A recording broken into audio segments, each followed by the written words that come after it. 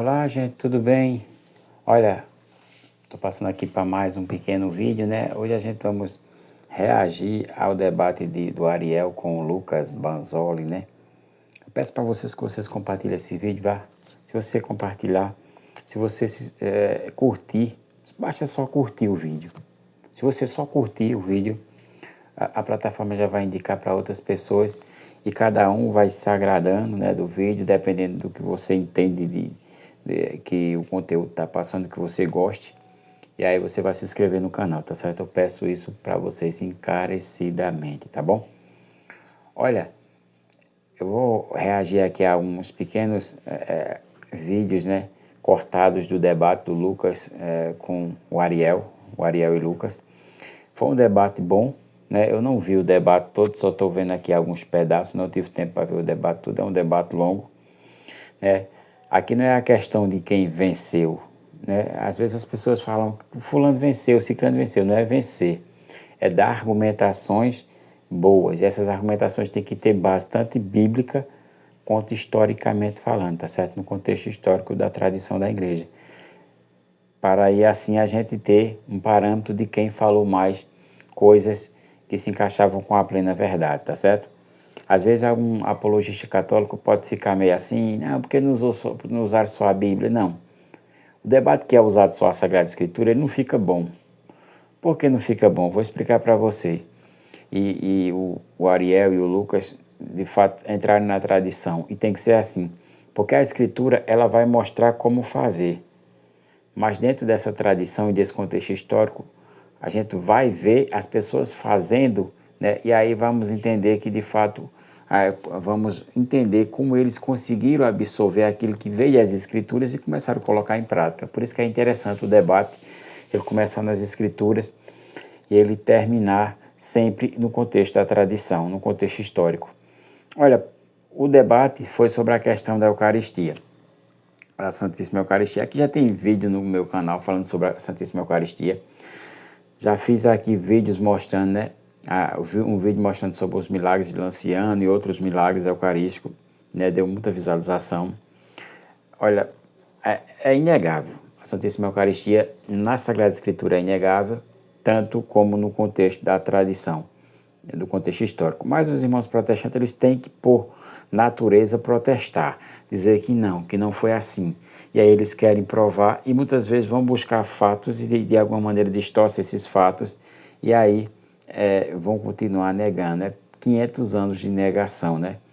Portanto, não é fácil colocar na cabeça do irmão protestante ou mostrar para ele que aquilo ali que ele acreditava é uma falácia, é uma retórica mentirosa, né? Olha, se a gente for pegar a Bíblia, aqui no capítulo 6 de São João, né, esse verso 55 vai falar algo que os irmãos protestantes eles não têm como negar, é irrefutável. Quando Jesus está falando sobre a sua carne e seu corpo, ele vai falar essa palavra.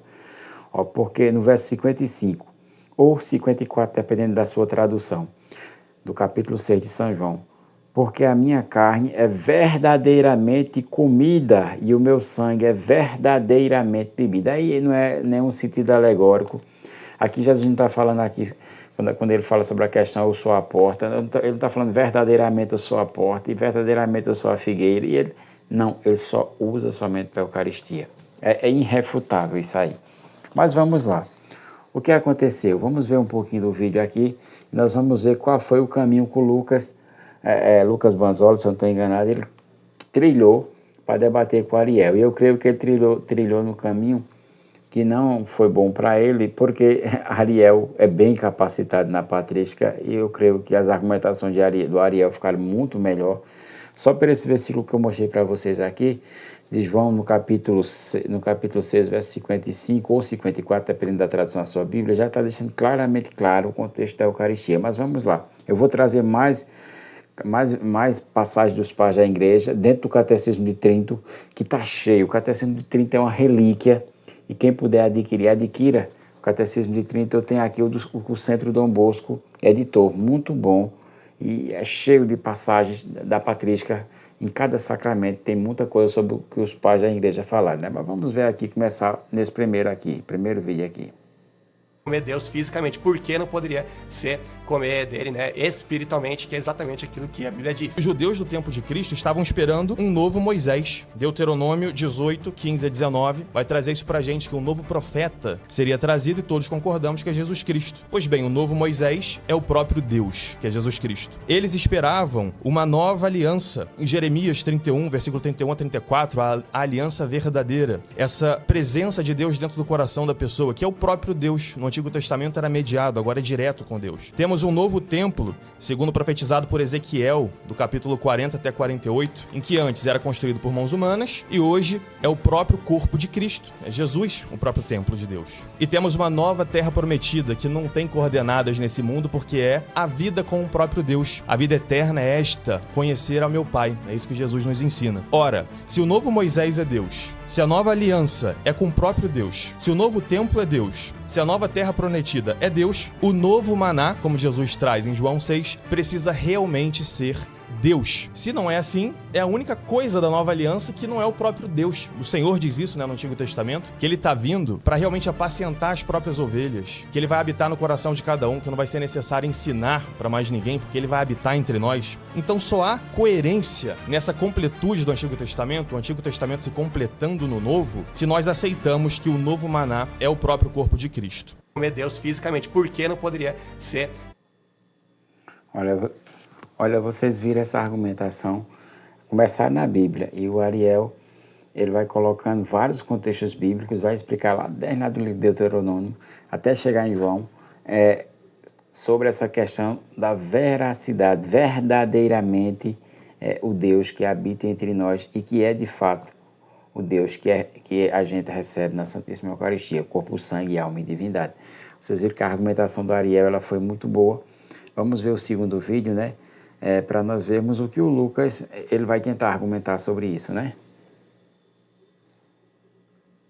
A acusação de canibalismo à Eucaristia.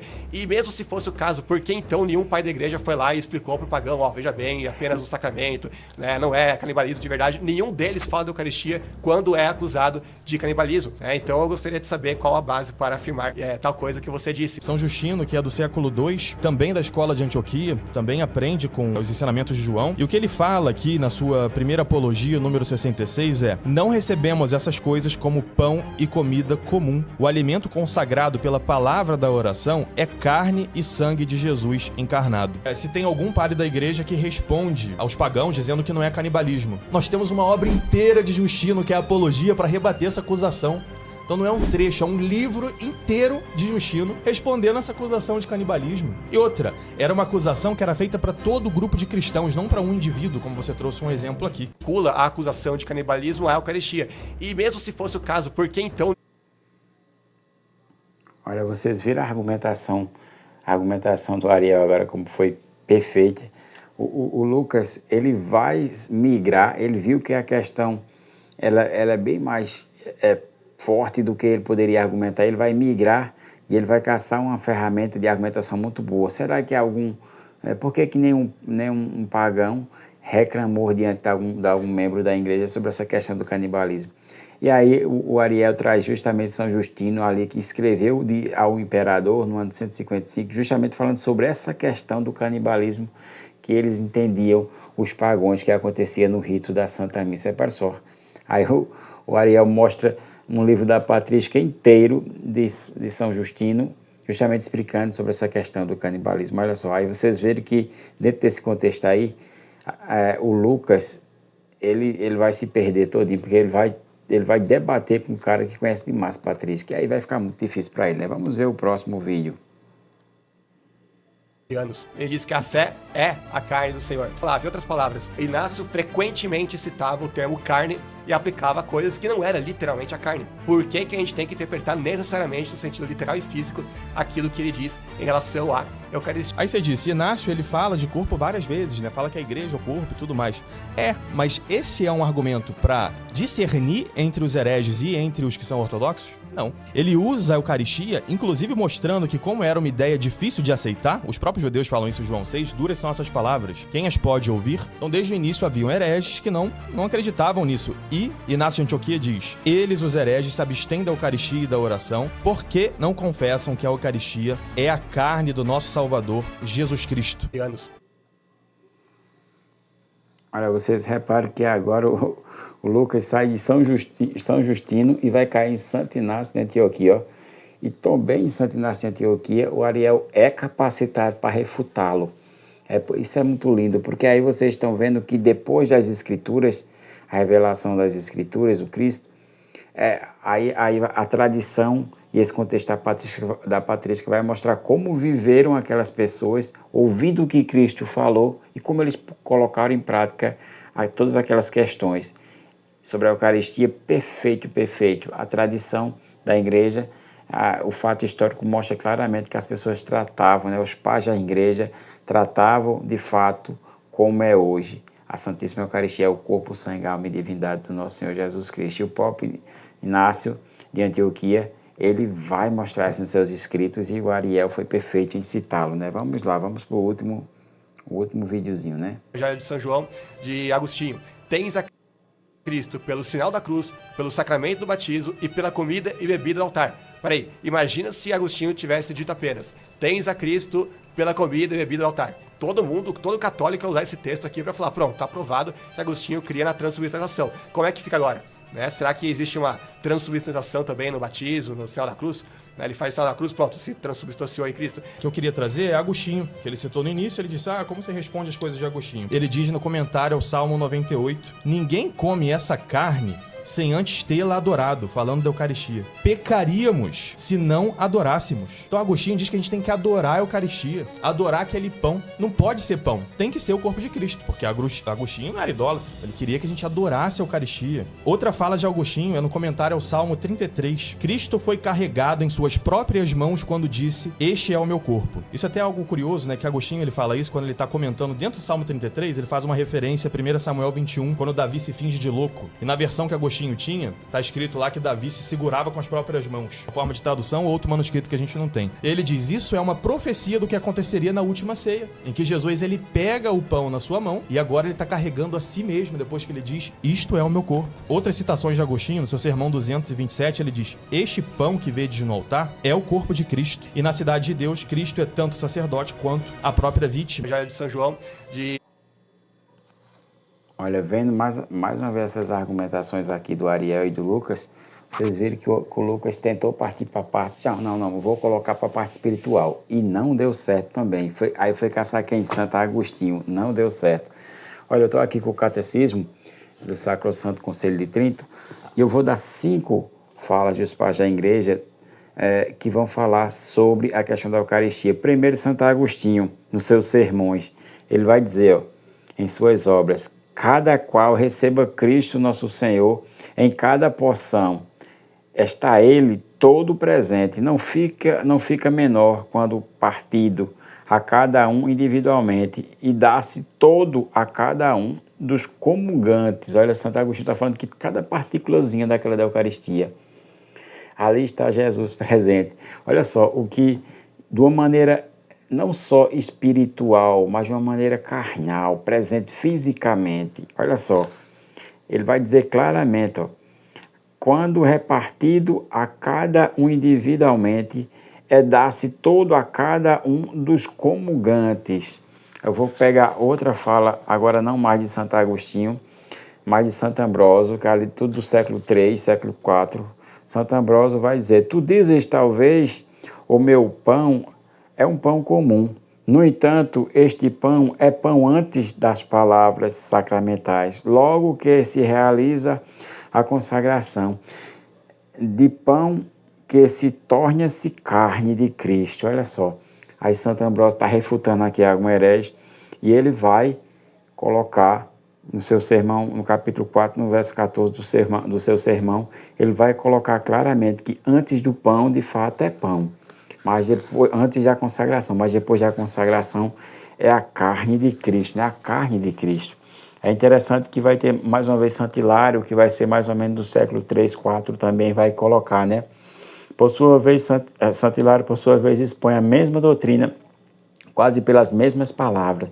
Ensina que o corpo e o sangue de nosso Senhor estão verdadeiramente presentes, ainda que por fora só se veja a representação de pão e de vinho. Olha só, Santo Hilário está explicando mais uma vez. Santo Agostinho mais uma vez vai dizer, ó, cremos que antes da consagração subsistem o pão e o vinho, conforme o fez a natureza, mas depois da consagração existe a carne e o sangue de Cristo, que é a palavra da bênção consagrou. O outro é São João Damasceno, ele vai dizer, o corpo está realmente unido à divindade, o mesmo corpo tomando do seio da Santíssima Virgem, não porque esse corpo desça do céu para onde havia subido, mas porque o próprio pão e o vinho se convertem no corpo e no sangue do Cristo. Olha só, todas essas citações estão aqui, ó, dentro do Catecismo de Trento, na parte justamente do sacramento da Eucaristia. Aqui tem várias outras citações, fora as tantas que Ariel colocou aí, mais de 23 citações dos pais da igreja nesse debate. E aí vocês viram que o Lucas, ele caçou um caminho que de fato não era o caminho para ele, né? Nas suas argumentações, porque dentro da tradição os pais da igreja são unânimes nessa questão, né?